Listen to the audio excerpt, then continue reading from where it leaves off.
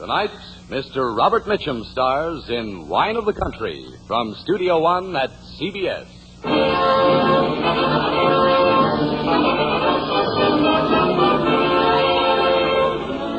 believe you neglected my after-dinner kiss. Does this mean, woman, that you no longer love me? Don't talk like that. You're my girl. I'll always be your girl.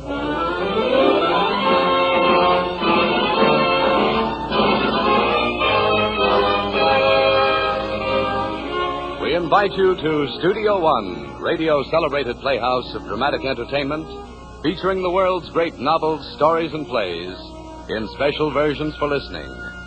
And now, to introduce tonight's great story, here is the director of Studio One, Fletcher Markle. Towns, like men, are often blown by the winds of chance. Tonight, we're concerned with two towns. First, there is Chadhurst, handsome in a green evening of elms, its white New England houses nestling in strict tranquility. Chadhurst tries to remember what is gone, but it cannot. Then there is Three Crow Corners in the south. It sleeps and dozes and yawns. The past is not past. Yesterday is today, and it too cannot remember. We're also concerned with Tate Ravenwill, a young anthropologist who comes from the south to study at the Northern University of Chadhurst. There he meets Ellen Prescott, passionate and tormented, and her cousin, the gentle Catherine. These are the people of Hamilton Basso's powerful novel, Wine of the Country. And heading the cast of our version for listening of Wine of the Country, we have with us in Studio One tonight one of the newest and most individual personalities of Hollywood, Mr. Robert Mitchum. With Mr. Mitchum, you'll be hearing Mercedes McCambridge as Ellen Prescott, Connie Lemke as Catherine, and Everett Sloan as Uncle Jack. Please to begin.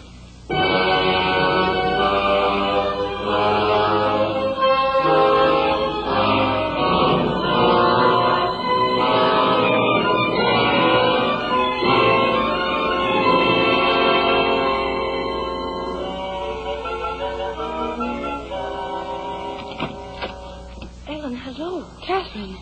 Were you waiting up for me? Darling, it's so late. We were worried. Where have you been? Around town.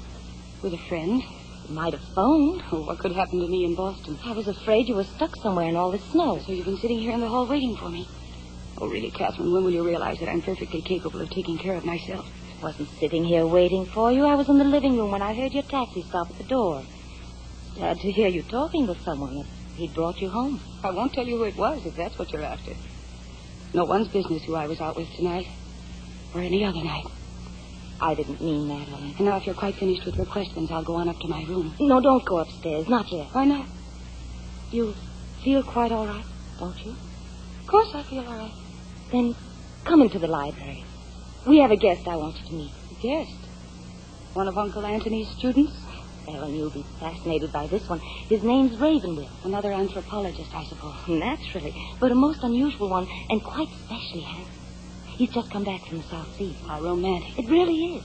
He's going to write a book about it and stay here in Chadhurst until he completes his research at the college. Oh, please come in for a little while. All right. I suppose, Dr. Prescott, that you find my conclusion rather far-fetched. Not exactly far-fetched, no. Oh, Ellen, come in, my dear. Ellen, this is Mr. Tate Ravenwill, my niece, Ellen Prescott. How do you do? Hello. Please go right on with what you were saying, Mr. Ravenwill. Yes, what was this conclusion Uncle Anthony would find so far-fetched? Well, from my studies, I've reached the conclusion that Polynesian culture degenerated because the people of the islands lost faith in their God. Oh, yes, faith. Oh, now, Ellen. As I said, I hardly think that a far-fetched or even unusual conclusion. All through history, you'll find civilization after civilization which decayed and disappeared because the people no longer possessed the faith to cling to. What you're really saying, sir, is that modern man has become a confirmed skeptic.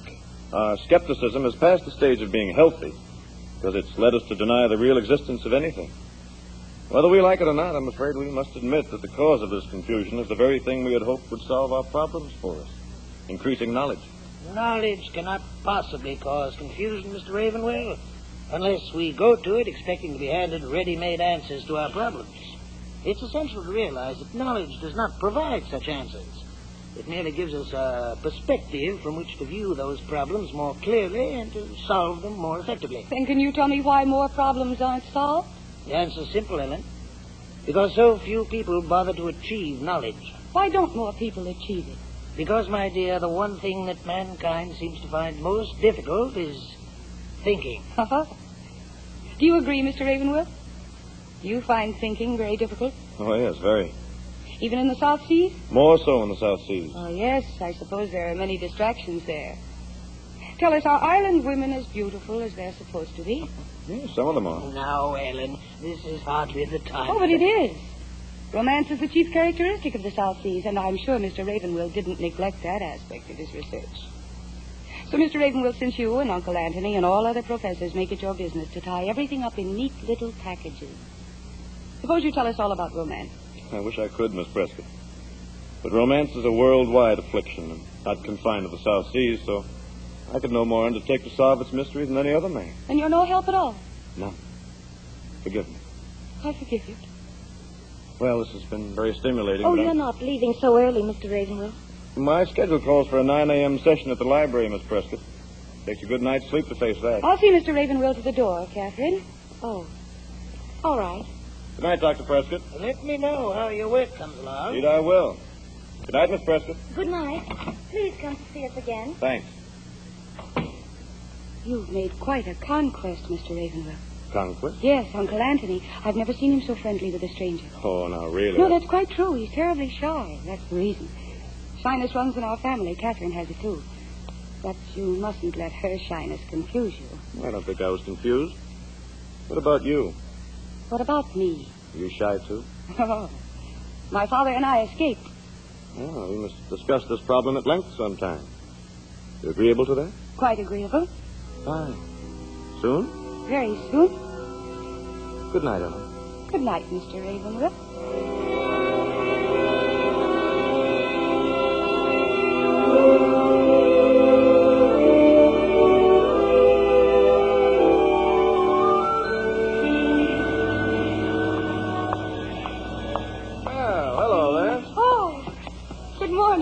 You'd like to unburden some of those packages to me? Oh, yes, with pleasure. Here you are. I thought you said last night you'd be spending this morning at the library. Beware a woman with a good memory. See, my brain needed an airing and my stomach needs breakfast. You mean you haven't eaten breakfast? Not a real one. You want to keep me company while I remedy the situation? Buy you a cup of coffee? I'd love coffee. Fine, where we go? Oh, this little place we're standing in front of is as good as any. All right, let's go. All right. Well, you have your choice. You take the packages and I'll open the door, or I'll keep the packages and you open the door. You keep the packages. There we are. Gallant lady. Oh, look, the booth's empty. Head for it. You can put the things down here. Oh. Anything breakable? No, I don't think so. Not in that one. When I shop for groceries, we eat out of cans for a week. Oh, you usually do the shopping? Oh, no, fortunately. But Catherine went skiing with one of her young men this morning. So you get stuck with the shopping? I don't mind. Catherine deserves a little fun. Don't you? Fun is rather wasted on me. What'll it be, Bud? Oh, coffee for the lady. Sure that's all you want? Mm-hmm. Large orange juice, ham and eggs, and toast, and coffee for me. Right. And a glass of milk. Right. So fun is wasted on you. Why? I don't know, it just is. But Catherine is different. So? You don't know how wonderful she is. She's a fine person, really fine, I mean. I had a bad time once, and if it hadn't been for Cat... Well, she's wonderful, that's all. Why some man doesn't carry her off is beyond me. But you, what about you? What about me? You talk about Catherine, but you don't talk about yourself. I thought you wanted to know why some man didn't carry me off. Oh, the reason for that is obvious. Men are fools. Well, what do you want to know about me? Whatever you want to tell me. I'm 26. I've lived in Chadhurst since my father died 4 years ago. Before that, I traveled all over the world with him. He was in the diplomatic service. And that's all there is. Well, no, that just tells me what you've done, not what you are. You can't tell another person what you are, can you? Other than learning, that is. All right, then that's what I'll do. What? Learn what you are over a long period of time. Would you mind? No. I don't think I would.